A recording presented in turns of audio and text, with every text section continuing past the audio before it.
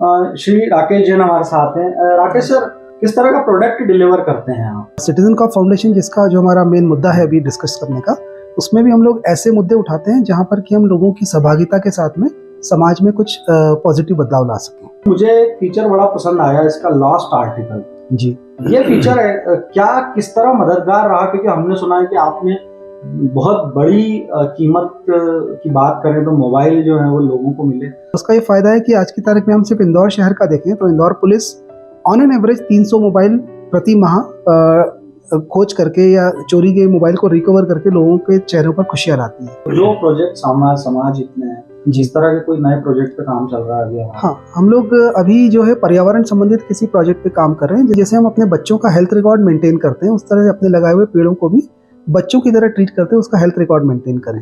तो सबसे आसान शिकार साइबर की दुनिया में महिलाएं हैं और बुजुर्ग। क्या कहेंगे इन लोगों को अगर आपको कुछ समझाना हो, बताना हो? जैसे आपने महिलाओं का, बुजुर्गों का, बच्चों का कहा, ये तो है ही, पर इसके अलावा कोई भी व्यक्ति के लिए आप और हम भी इसके शिकार हो सकते हैं। तो महिलाएं साइबर अपराध का शिकार हो गई हैं और उनके साथ जो किया जा रहा है वो बहुत ही एक तरह से क्रूर कहूंगा मैं जी। चाहे वो मॉर्फिंग करके तस्वीरें डालना हो, रिवेंज पॉर्न की बात हो। ये आसानी से किसी पे भरोसा कर लेना भी अपने आप में एक बहुत प्रमुख कारण है। डार्क वेब क्या है और क्या इंडिया जैसी कंट्री में इसका पदार्पण हो चुका है? एक अलग ही दुनिया है जहाँ पर कि सभी चीज़ों की खरीदी बिक्री होती है, बट जितना बचे उतना बेहतर है। कहीं ऐसा ना हो कि आपका मजाक में जाकर के देखना ही आपके लिए किसी नुकसान का कारण बन जाए।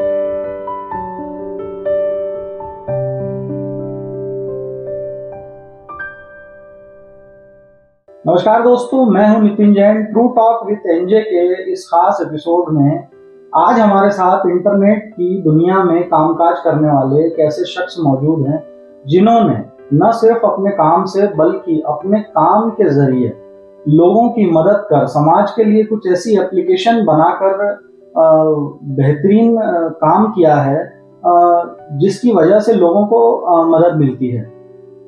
इस शख्स का नाम है राकेश जैन। आप जानते होंगे, आपने पहले भी नाम सुना होगा। श्री राकेश जैन हमारे साथ हैं। राकेश सर, वैसे तो इंदौर में जो लोग लंबे समय से रहते हैं वो लोग जानते हैं कि राकेश जैन जी इंटरनेट को लेकर काफ़ी एप्लीकेशंस ऐसी बना चुके हैं जो मददगार हैं लोगों के लिए। अगर परिचय की बात करें तो सबसे पहले मैं आपसे जानना चाहूँगा, दर्शकों के लिए आप बताएं कि क्या हमारी कंपनी है, किस तरह का हमारी कंपनी काम करती है?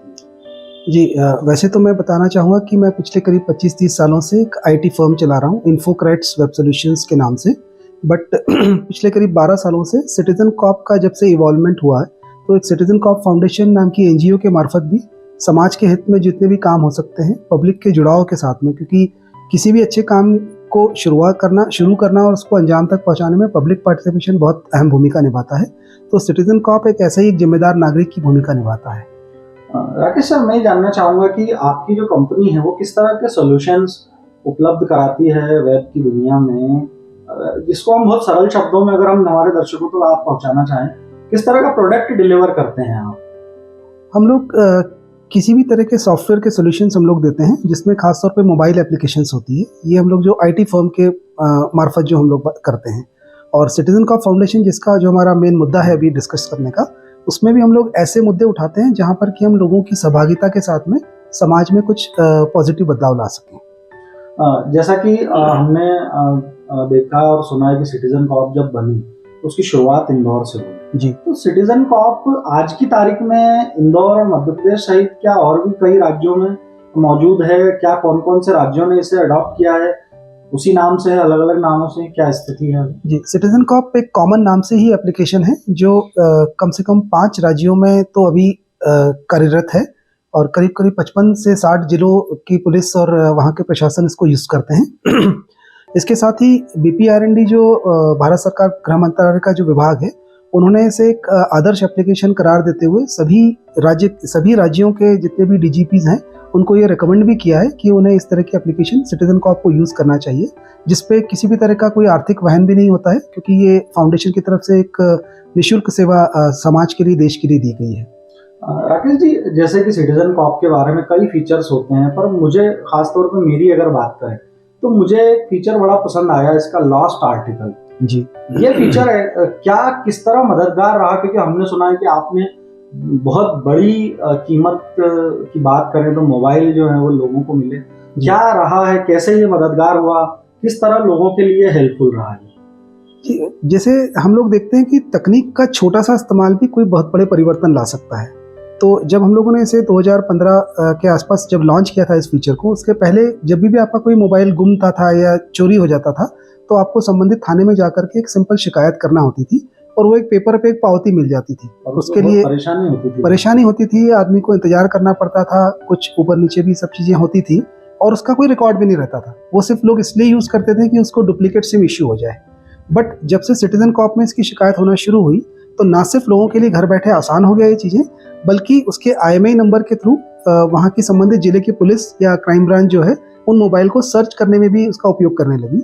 और उसका ये फ़ायदा है कि आज की तारीख में हम सिर्फ इंदौर शहर का देखें तो Indore police on an average 300 mobile प्रति माह खोज करके या चोरी के मोबाइल को रिकवर करके लोगों के चेहरों पर खुशियाँ लाती है। मैं एक फेसबुक पोस्ट देख रहा था आपकी जी, करीब 100 करोड़ से ज्यादा कीमत के मोबाइल जो है वो इस एप्लीकेशन के जरिए, हाँ, उसको एक ओवरऑल राइट, हम लोग यदि माने कि पिछले 3-4 सालों में करीब 50,000 से ज़्यादा मोबाइल्स रिकवर हो चुके हैं और एक एवरेज मोबाइल की हम कॉस्ट यदि 22,000-25,000 मानते हैं तो एक बहुत बड़े अमाउंट को हम लोग रिकवर करना मान सकते हैं पुलिस के द्वारा इस एप्लीकेशन के सहयोग से।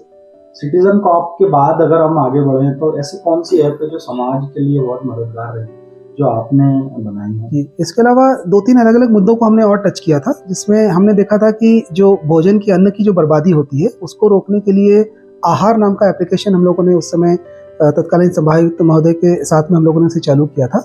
उस आहार को भी काफ़ी अच्छा प्रतिसाद मिला और वो भी इंदौर शहर से शुरू होकर के अपने राज्य में और उसके अलावा कई राज्यों में वो आज भी चालू है। छोटा सा टेक्नोलॉजी है कि आपके घर में या आपके फंक्शन में जो खाना बच रहा है उसे आप पोस्ट कर दें एप्लीकेशन के मार्फत और जो दूसरी NGOs हैं उस खाने को कलेक्ट करके और ज़रूरतमंदों में बांट देती है।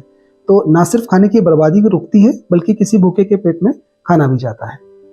अगर हम ताज़ा बात करें और किन प्रोजेक्ट पे काम चल रहा है, प्रोफेशनल प्रोजेक्ट की बात छोड़ दें अगर हम, तो जो प्रोजेक्ट समाज हित में है, जिस तरह के कोई नए प्रोजेक्ट पे काम चल रहा है अभी? हाँ, हम लोग अभी जो है पर्यावरण संबंधित किसी प्रोजेक्ट पे काम कर रहे हैं जिसमें पेड़ों की टैगिंग की जाती है और हम लोगों को यही मोटिवेट करते हैं कि वो जब भी कोई पेड़ लगाएं तो उसको अपना नाम दें, उसको एक डिजिटल टैग दे दें, ताकि जैसे हम अपने बच्चों का हेल्थ रिकॉर्ड मेंटेन करते हैं उस तरह से अपने लगाए हुए पेड़ों को भी बच्चों की तरह ट्रीट करते हैं, उसका हेल्थ रिकॉर्ड मेंटेन करें। उससे सिर्फ ये मानसिक रूप से फ़ायदा होता है कि यदि आपने किसी पेड़ को अपने बच्चे की तरह ट्रीट किया है तो शायद उसको आप लगाने के बाद भी ध्यान रख पाएंगे।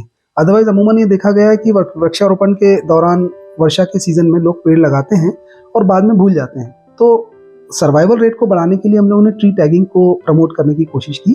तो ग्रीन जी नाम की एप्लीकेशन है, कोई भी शहरवासी उसे फ्री ऑफ कॉस्ट उस टैग को डाउनलोड कर सकते हैं और पेड़ लगा करके उन्हें अपने टैग करके उसका रिकॉर्ड मेंटेन कर सकते हैं। बहुत अच्छी बात कही कि पेड़ों को बच्चों की तरह संभालना है। जब हम इस तरह की प्रोजेक्ट और एप्लीकेशंस की बात करते हैं तो स्वाभाविक सी बात है हमें इंटरनेट का उपयोग करना पड़ेगा जी।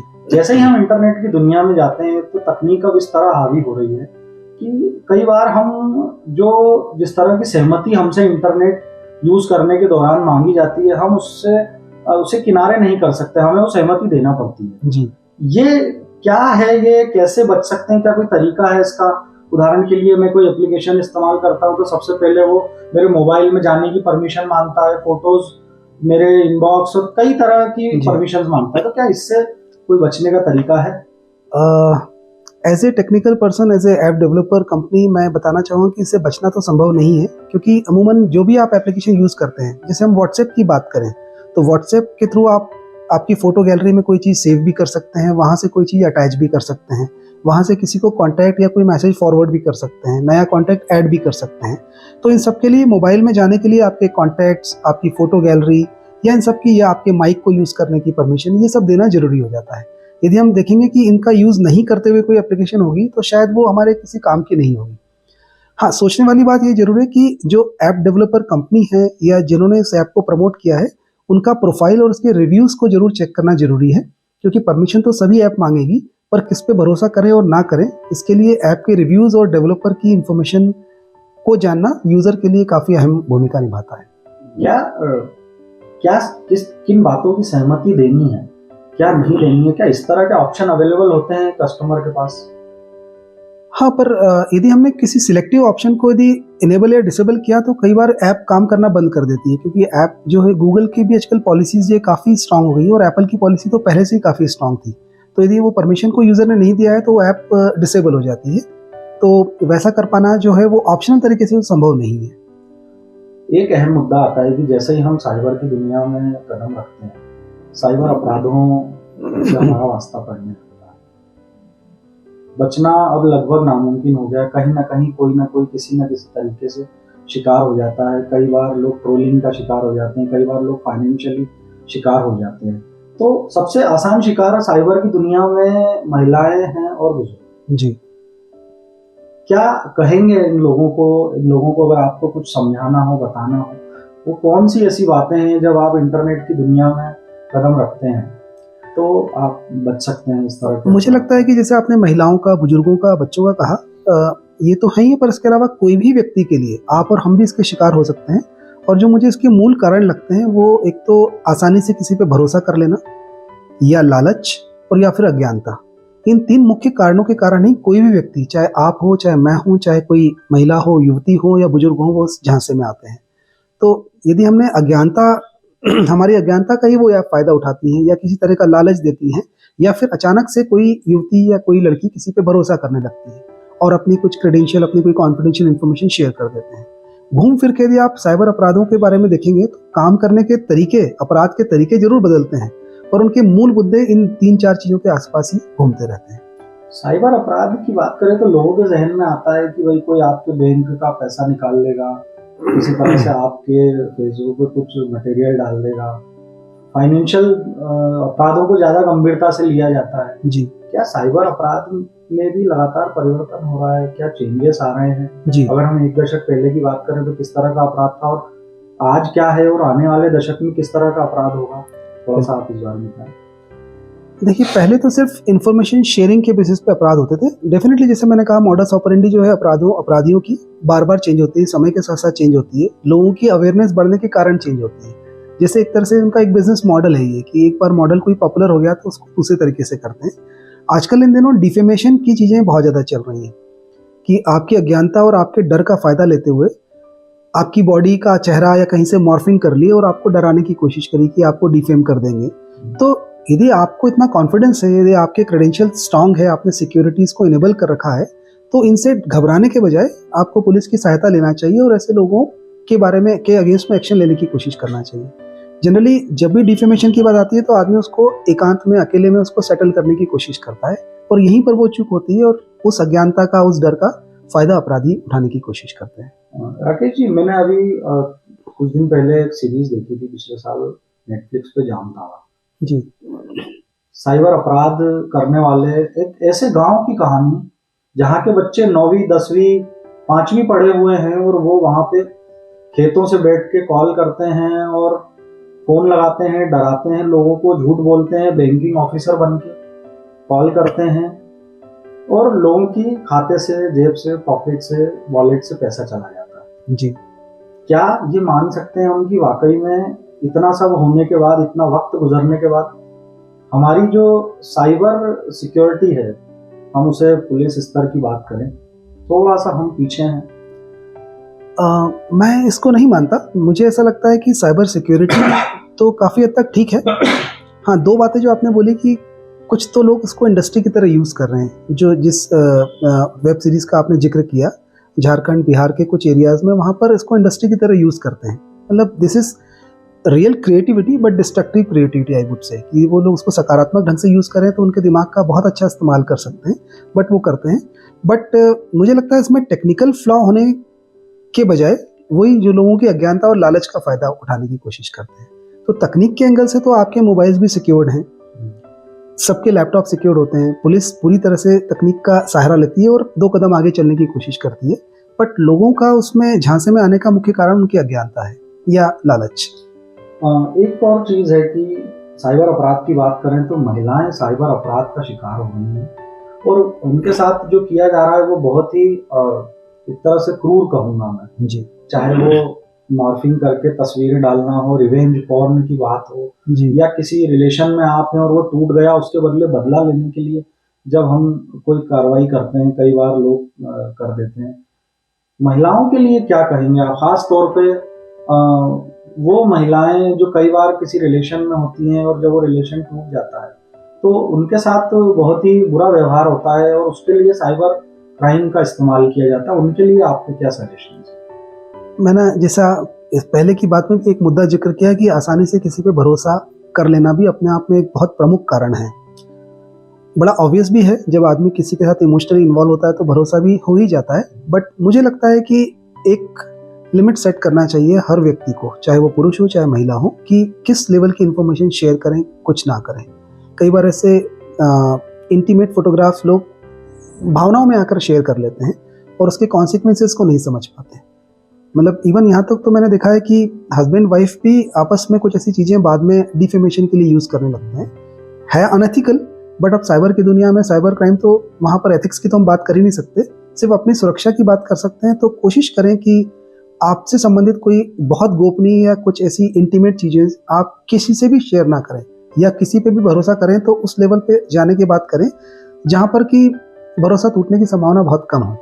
अदरवाइज जो आजकल के रिलेशन होते हैं बहुत क्षणिक टाइप के बोलना चाहिए, जो आजकल की जनरेशन में है, हफ्ते महीने साल में रिलेशनशिप बनते हैं, बिगड़ते हैं, तो वहाँ पर भावनाओं में आकर के आपकी फाइनेंशियल इन्फॉर्मेशन, आपके फिजिकल चीज़ें या फिर आपकी बहुत सारी चीज़ें शेयर करने से भी बचेंगे तो शायद इनकी घटनाओं में कमी आ सकती है। राकेश जी, इतना सब बात करने के बाद अगर हम इंटरनेट की दुनिया से जुड़ा हुआ एक शब्द है डार्क वेब, इसकी बात न करें तो ठीक नहीं रहेगा। हमारे दर्शकों को अगर आप समझाना चाहें कि ये डार्क वेब क्या है और क्या इंडिया जैसी कंट्री में इसका पदार्पण हो चुका है? जी, एक बहुत ही मतलब कहना चाहिए कि एक अलग ही दुनिया है जहाँ पर कि सभी चीज़ों की खरीदी बिक्री होती है। आम आदमी से थोड़ा सा अलग हटके है, बट आपकी भी कोई क्रेडिट कार्ड की इन्फॉर्मेशन या आपकी कोई चीज़ें उस डार्क वेब पे बिक रही होंगी, आप तो मैं इससे शिकार हो चुका हूँ, हाँ, बताऊंगा इसको आप नज़रअंदाज नहीं कर सकते, क्योंकि वो एक अलग ही, हालांकि मुझे ये समझ में नहीं आता कि इन सब चीज़ों की जानकारी होते हुए उसे सरकार के स्तर पर बंद क्यों नहीं किया जा सकता, क्योंकि कई बार जो फायरवॉल्स वगैरह होते हैं उन चीज़ों को ब्लॉक किया जा सकता है इन चीज़ों को। बट डार्क वेब अपने आप में एक अलग दुनिया है जहाँ पर कि हथियार से लेकर के तो नशे से लेकर के और तमाम चीज़ें जो है वो खुलेआम, हर वो चीज जो खुले बाजार में या नैतिकता के आधार पे नहीं बिक सकती है, वो उस पर्दे के पीछे से बिक रही है। जी। क्या आम आदमी या जो सामान्य जानकारी रखने वाले लोग हैं, इनकी पहुंच वहां तक आसानी से हो सकती है? क्या ये खतरा है आने वाले दिनों में? अभी तो हमने सुना है कि बहुत ज्यादा जानकार अगर आप नहीं हैं जी तो आप डार्क वेब में नहीं जा सकते जी। वैसे उसमें कई सारे ग्रुप्स बने होते हैं, तो उसमें अंदर घुस पाना कोई बहुत कठिन काम नहीं है। सिर्फ आपके पास में यदि चैनल हो तो आप उसके अंदर की चीज़ों को देख सकते हैं, बट जितना बचें उतना बेहतर है। खतरनाक है कुल। जी बिल्कुल, क्योंकि हर लॉक को चेक किया जा सकता है। कहीं ऐसा ना हो कि आपका मजाक में जाकर के देखना ही आपके लिए किसी नुकसान का कारण बन जाए। तो जितना उससे दूर रहें उतना बेहतर है, और अपनी जानकारियों को जितना प्रोटेक्टेड रखें तो उस डार्क वेब की दुनिया से आपकी जानकारियां भी पृथक रह सकती हैं। एक चीज और प्रश्न है मेरे मिलने वाले कई लोगों से, मैंने जब ये कहा कि मैं आपका इंटरव्यू करूंगा तो उन्होंने कहा कि मैं आपसे पूछूं ये बात, सोशल मीडिया का इस्तेमाल जी बिना कानून की जानकारी के, बिना सोचे समझे करना आखिर कितना खतरनाक है? वैसे तो आने वाले समय में बहुत ज़्यादा खतरनाक हो सकता है। खासतौर पर विदेशों की हम बात देखें तो कोई भी हर चीज़ जो है वो इंटेलेक्चुअल प्रॉपर्टी होती है। जैसे हम लोग रूटीन में की प्रॉपर्टी की बात करते हैं तो हर आपका कमेंट, हर आपके स्टेटमेंट्स या आपका photograph, it is an intellectual property. तो बगैर किसी की जानकारी के, बगैर किसी की परमिशन लिए उन चीज़ों को शेयर करना, कोट्स को शेयर करना, फोटोग्राफ्स को शेयर करना, वीडियोज़ को फॉरवर्ड करना बहुत घातक हो सकता है। क्योंकि यदि हम लोग वाकई में लॉ की बात करें तो आईटी एक्ट पे अमल होना शुरू हो चुका है, बट यदि इंटेलेक्चुअल प्रॉपर्टी के ऊपर वाकई में इम्प्लीमेंटेशन शुरू हो जाए तो कई ऐसी गलतियां आप और मैं भी इसी चूक करते हैं जहां पर कि हम लोग उसके सहभागी बन सकते हैं, किसी गलत वीडियो को फॉरवर्ड करने की या किसी और की गोपनीय जानकारी को फॉरवर्ड करने की। चीज होती है राकेश जी, जैसे ही कोई नया शख्स इंटरनेट की दुनिया में आता है, फेसबुक से जुड़ता है, इंस्टाग्राम से जुड़ता है, ट्विटर से जुड़ता है, व्हाट्सएप ग्रुप में जुड़ना शुरू हो जाता है, तो अचानक से वो बिना सोचे समझे चीजों को फॉरवर्ड करना, पोस्ट करना शुरू कर देता। ऐसे नए लोगों के लिए क्या संदेश है आपका, मैसेज है आपका? एक छोटा सा संदेश ही मैं देना चाहता हूँ। जनरली आदमी करता है इसलिए कि वो अपने दोस्तों में बताना चाहता है कि ये जानकारी मेरे पास सबसे पहले आई है, जबकि वो ये नहीं जानता कि जी बिल्कुल वही बात है। तो उस गलतफहमी से दूर रहें। और जैसे मैंने नियम बना रखा है कि मैं बहुत ही 2 4 5 लोगों का जो मेरा ग्रुप है उसी में फॉरवर्ड करता हूँ कोई चीज़, वो भी जरूरी जानकारी है तो। अदरवाइज मैंने फॉरवर्ड के ऊपर तो पूरा अपने ऊपर कंट्रोल अंकुश लगा रखा हुआ है। यदि आपको कुछ लिखना है तो 2 4 पंक्तियां अपने खुद तुकबंदियां लिखें, अंग्रेजी की, हिंदी की या कुछ तरह की चीज़ें। तो एक तो क्रिएटिविटी भी जाती है और आपकी एक अलग पहचान बनती है। अदरवाइज आपके मोबाइल में आप देखेंगे तो उसमें रिपीटेड टाइप का या जो मल्टीपल वीडियोज़ का देखेंगे 50 वीडियो मिलते हैं कि आपके हर दोस्त ने उस चीज़ को फॉरवर्ड किया होता है। तो बस वही एक निवेदन है या लोगों से अपेक्षा है या उनसे गुजारिश है कि इस रेस में ना पड़े कि ये इन्फॉर्मेशन मैं ही सबसे पहले आप तक पहुंचा रहा हूँ। एक मेरी जिज्ञासा का सवाल मैं आपसे जानना चाहूँगा और आखिरी सवाल है आगे हमारा। हाल ही में हमने सुना कि फेसबुक ने अपनी संस्था का नाम चेंज किया, मेटा के नाम से उसे अब कहा जा रहा है और मेटावर्स करके एक शब्द उपयोग हो रहा है इंटरनेट की दुनिया में। ये मेटावर्स ट्रांसफॉर्मेशन क्या है, इसे थोड़ा सा आप समझा पाए। आने वाली दुनिया किस तरह की होगी, साइबर की दुनिया में क्या बदलाव देखने को मिल सकते हैं?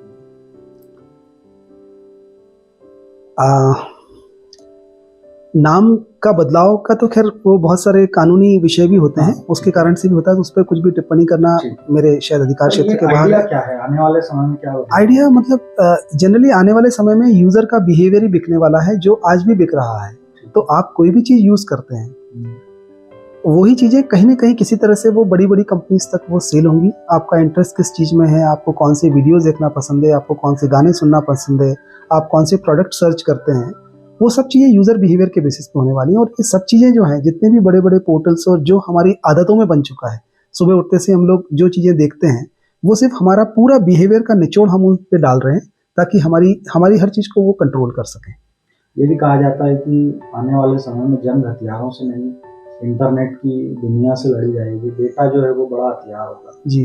तो कितना इसमें सच है और क्या कितने समय बाद ये चीज़ें देखने को हम अभी भी देख ही रहे हैं, क्योंकि जो हमारे पास इंफॉर्मेशन आती है, चाहे हम लोग पिछले 2 साल के कठिन समय की बात करें, कोविड की, कोरोना की बात करें, चाहे कभी हम लोग चुनाव की बात करें, जो जानकारी आपके पास आती है उसकी क्या तथ्यात्मक, उसका कोई उसकी पुष्टि कर नहीं सकता।